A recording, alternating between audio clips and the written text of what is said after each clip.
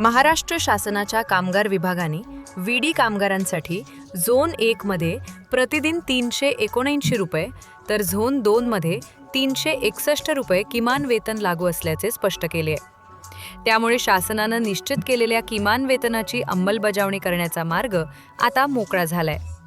किमान वेतनाच्या अंमलबजावणीसाठी कामगार मंत्री ॲडव्होकेट आकाश फुडकर यांच्या अध्यक्षतेखाली 8 मे, 20 मे आणि 2 जून रोजी संबंधित विभाग, कामगार संघटना आणि विडी उद्योग प्रतिनिधींच्या बैठका घेण्यात आल्या.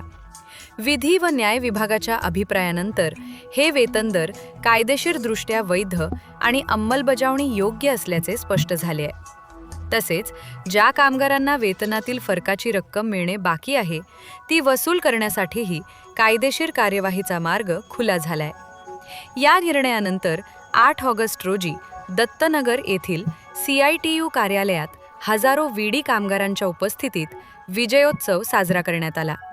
मात्र रोख मजुरी आणि सरासरी 10,000 रुपये पेन्शन या मागण्यांसाठीचा संघर्ष पुढेही सुरूच राहणार असल्याचा निर्धार नरसय्या ॲडम मास्तर यांनी व्यक्त केला.